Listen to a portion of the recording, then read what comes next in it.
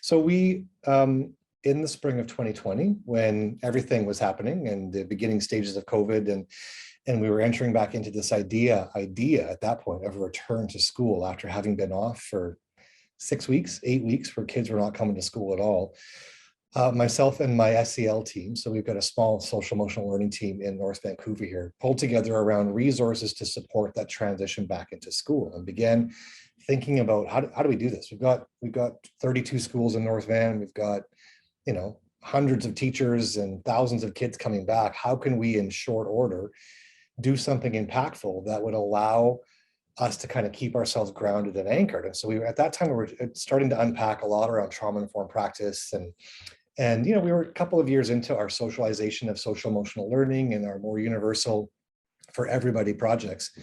And this idea of something visual, like we needed something that could be up in the classroom that kids could zone out at and stare, or teachers could look at and anchor in those midst of teachers and staff feeling their own anxieties or whatever else, something that could kind of guide their work and keep them grounded, that would also be really good for the kids to experience as well. And then we thought, while we're at it, like something visual would actually allow us to maybe help support families on their way back into schools as well.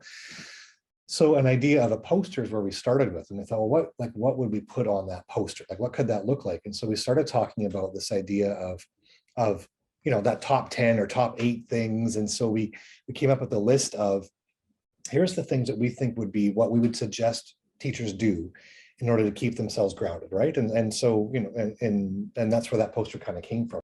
So this is the top half of the poster. It's a long poster, so it doesn't fit on one page, but we call it the 10 universal elements for caring and compassionate schools. And the intention is that folks would walk into the building and see this, they'd walk into a classroom and see this, that our admin or our teachers could be sending home digital copies of this for kids to hang on their walls or whatever, but just a mechanism by which we can kind of ground the work. And so we focused on short words, simple pictures, and these are the first 6. So include the first people's principles of learning, connect and welcome, talk about feelings, empathize with others, model coping skills, and nurture hope being the first 6.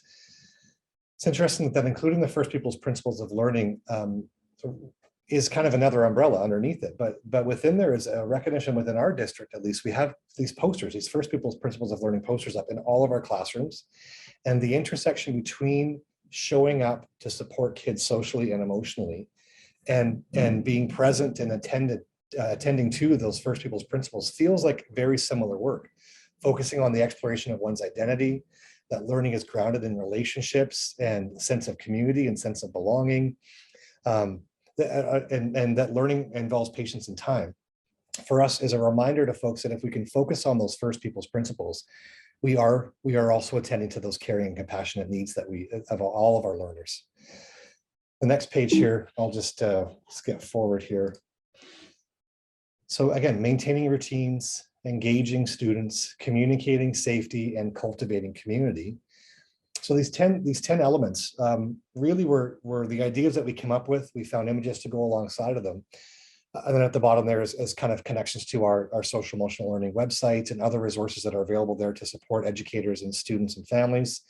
And then for us, that's our district framework there at the bottom left corner. So what we learned afterwards is that as we focus this energy on and languaging back into school for COVID and coming back to school and kind of processing that what we thought might be, a fall's worth of kind of COVID response, when we got back into the fall, we created some addendum PowerPoints, some narrative PowerPoints to go alongside this, and really wanted to land it with our admin and be as supportive as possible. As the year went on within our community, we had many other incidents that popped up. And we quite quickly realized that actually, geez, half on purpose, half by accident, that doing these things is also a trauma-informed approach. And that all of a sudden, when it came up to a critical incident in our community or a violent incident that took place at one of our libraries here, we realized that to support staff and support students through that, it's the same thing. So thankfully, we didn't call it the 10 universal elements of COVID response. We just called it the 10 universal elements of caring and compassionate schools. But along the way, whenever something came up in a school or from a community, we were able to say, remember folks, this is what we do. This is how we show up as admin for our staff. This is how we show up as staff for our kids. We show up as parents for our kids. And I know that when these things have come up in classrooms, be it conflict within the classroom, be it conflict amongst the staff, or a large incident, or just ongoing reminders around how to be present for kids as we move through this kind of our COVID journey, these elements have continued to really ring true for us. And I've had to do 2 more printings of this posters because it just keeps being asked for, where, teachers were like, well, it's in the hallway, so I'm fine with it being there. And they say, actually, can I have one for the front and back of my classroom? Because we found it to be a really kind of a grounding visual. In just today, I sent out, in light of recent events, that there's an emerging war in Europe right now.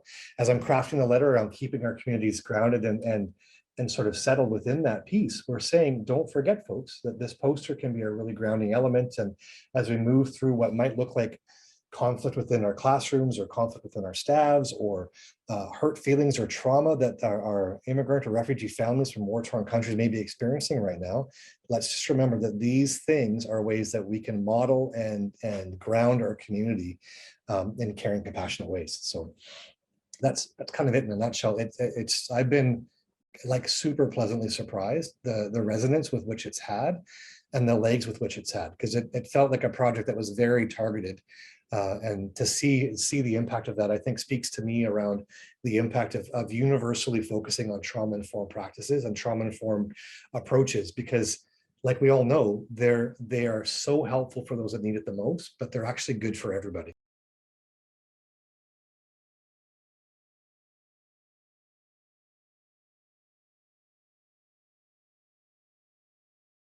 Like all good things, there's a gap between a good idea and a product and universal implementation. And so we had to really tread carefully around who are we asking to carry the messaging of this, and where are we wanting this to live? Because if it's the SEL team that's going to do it, we only have 4 of us. We're not going to make it out to 32 schools and 32 staff meetings. So recognizing that we'd have to really rely on our counseling, both in secondary and elementary, and rely on our administrators. And in lots of ways, we lean on our administrators a lot, not because we think that they have an endless time, but a recognition that within the school communities, the administrators are seen as the leaders. And if we can have our leaders modeling and leading staff through these areas that we know are important, like social emotional learning and mental health and trauma-informed practice, if the leaders can demonstrate it and make space for it and not defer to those who would typically be seen as leading these things, it helps send that message that this is an everybody activity. And so what we had done is we created a narrated PowerPoint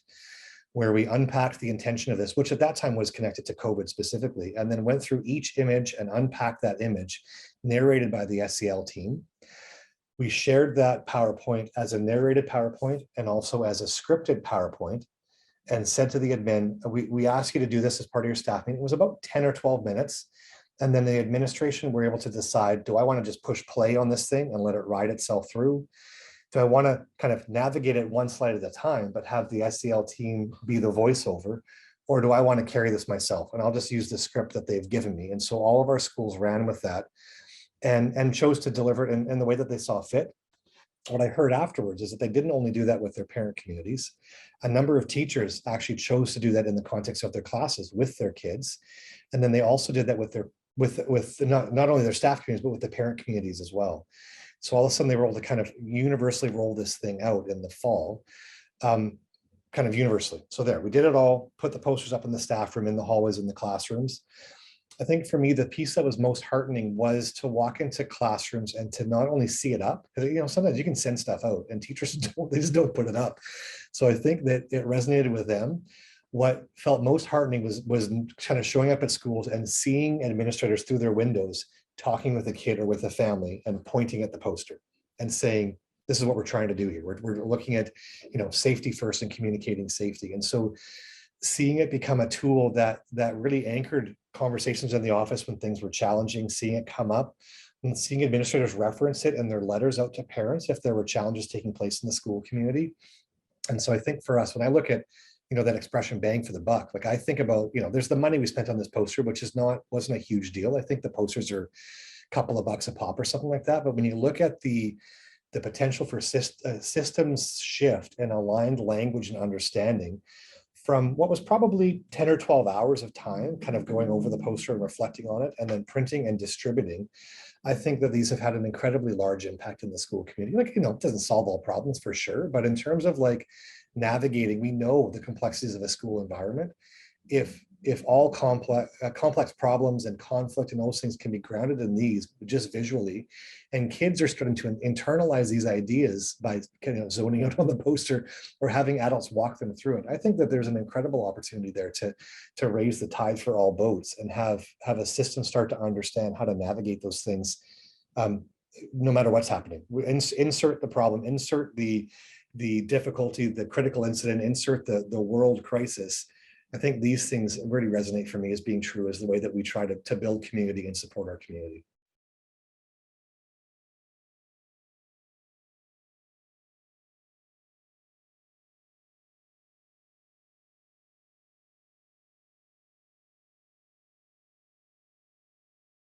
So this is our school district framework as we communicate out to our teachers and admin. When we say social emotional learning and mental health, this is the framework we use to kind of unpack that. So when I talk about the compassionate and caring compassionate schools, we're talking about really that sense of belonging circle. So we're saying, how are we creating a space for everybody whereby they can feel seen and heard and understood. And in that sense of belonging circle is where we land our trauma-informed work. That is the most universal that we have. As we head closer to the center of our circle, becomes more and more targeted and intensive, where not every student needs integrated mental health supports. And we're not going to teach every kid every year mental health literacy. That's a grade 9, kind of grade 8 to 10 thing. But that sense of belonging is for all, which is why it's the outermost circle. And our how we language and reference our trauma-informed practice work is in that everybody.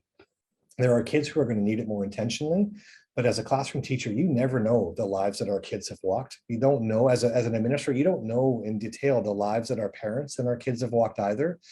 So the more we can land trauma-informed practice through that lens of for everybody, even those that you don't know about, that's why it lives there. So the poster for us really resonates in that outer circle around sense of belonging. How do we not only build sense of belonging, but how do we not injure or damage a sense of belonging? So for us, walking with trauma-informed awareness is around making sure that we're being gentle and compassionate with everybody and making space for people to feel what they need to feel, making space for ourselves to acknowledge that we're going to make mistakes along the way and bump up against things that we didn't mean to. But that's where that trauma-informed perspective comes in around. If we can walk that tenderly and gingerly, we can continue to make sure that we're building and creating that sense of belonging and connection for all of our kids.